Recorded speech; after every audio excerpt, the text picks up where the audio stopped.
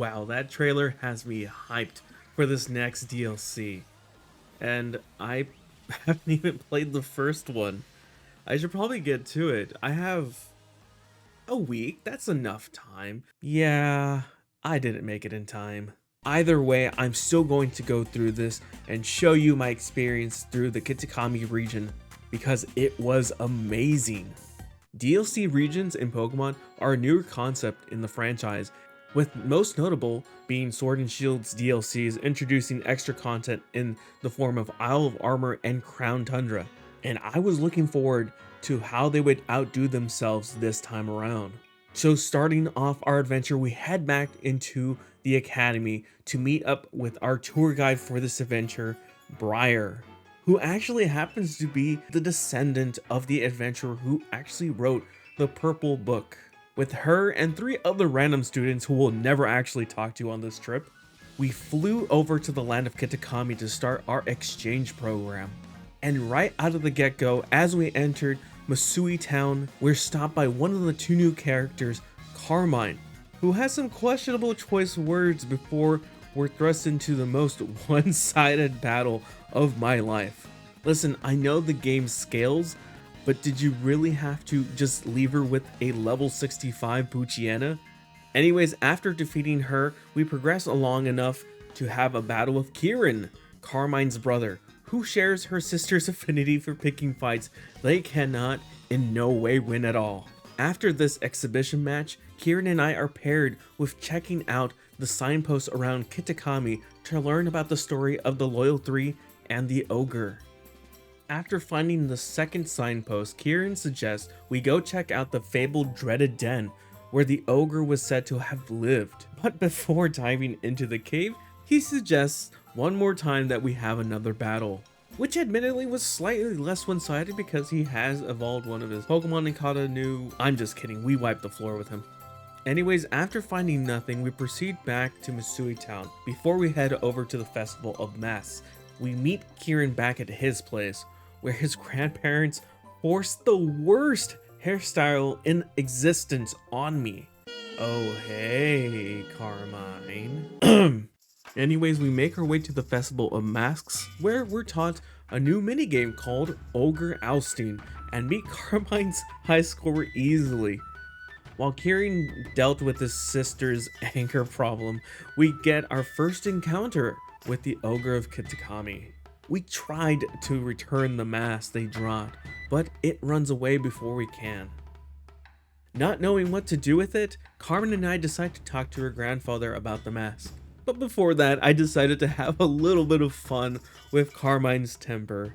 Honestly, that temper of hers is one of the best qualities of her character. So her grandfather explains the true story about the Loyal 3 and the Ogre, in which the Loyal 3 were actually the villains of the story, and Ogre Pond is actually the unfortunate victim of their escapades. After he takes a closer look at the mask, he tasks us with finding the jewel to help fix the one on top of it. And we're also told not to tell Kieran about the real tale of Ogre Pond. Little did we know that Kieran was actually listening in on the whole conversation. We later meet up with him at the next signpost where once again he asks us for another battle, but he seems to be visibly disturbed by the fact that we didn't tell him what his grandfather had told us. After parting ways, we take a quick detour to touch up on our look a bit more before heading back to the crystal pool at the top of Oni Mountains to get the jewel for Ogre Pond's Teal Mask.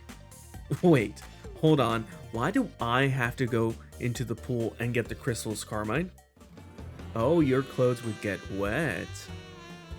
Before we could resolve the dispute, we're ambushed by a Milotic, which we quickly take out, and just so happens to drop a piece of crystal that we needed from the lake. We head back to her grandparents' home to complete the repairs on the Teal Mask, where we're met with the grandpa who tells us that Kieran has run off with the Teal Mask to the Loyalty Plaza. When we confront Kieran, he actually confronts us about him already have known that we were keeping the truth from him. He forces us once again into another battle for the mask. And after a tough battle, we actually beat him. He keeps up his end of the bargain, gives us the Teal Masks, and leaves angrily. And seemingly out of nowhere, the Loyal 3 are revived, and then they head off to take the 3 other masks they once stole from the shrine. And the townsfolk, not knowing the true story, graciously give them the masks and even feed them? We're told that they were headed to the dreaded den, so we rush up there and find them picking on Ogerpon.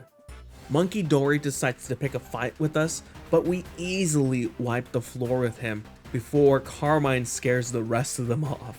We give Ogerpon the Teal Mask and earn a new companion for this little adventure. Then Carmen and I begin our next task to retrieve the masks from the lousy 3. We beat Pheasantipity and take back the Hearth Flame Mask. Okidoki goes down and gives us the Cornerstone Mask. And finally, another match against Monkey Dory nets us the Wellspring Mask. But before we can head back to the dreaded den, Kieran tells us to go back with Ogerpon to the town. We reluctantly go back, only to find out that he has told everybody the real story behind the tale. They were all sorry for believing that Ogerpon was the villain this whole time. After the little detour, we actually go back to the dreaded den. But before we can get back to the cave, Kieran asks us for one final battle to see who will be Ogerpon's partner, although she obviously wanted to be our partner. After reluctantly beating him, Ogerpon herself wants to test our might, battling us by switching between terastallized masks during the battle.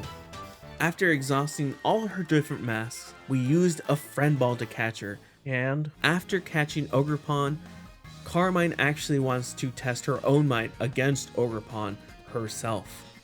And so she invites us for a battle at Loyalty Plaza, and using Ogerpon and the rest of our team, we defeat her Pokemon, and it seems we actually may have made a connection with her.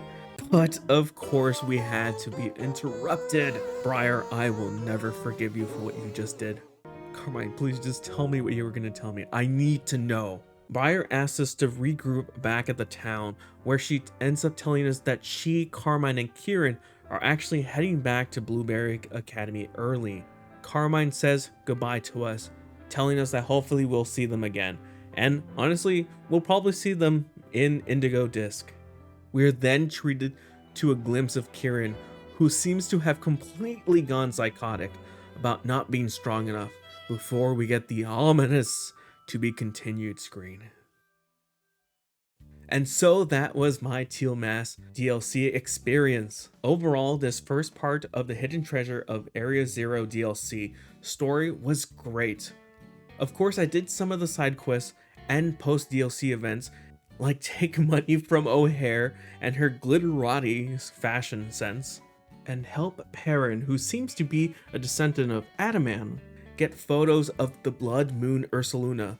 But with the second part of the DLC already out, I'm sure I'll have to revisit some of the stuff that I've missed until after I've finished exploring the campus of Blueberry Academy. So if you want to see if we get to see Carmine, the best girl, at Blueberry Academy and how we'll do with evil Kieran, get subbed, because we are definitely going to be playing the second part, and I'm going to be making a crazy video on what we get to see in there. So I'll see you on the next video, and as always, stay safe, and thanks for watching.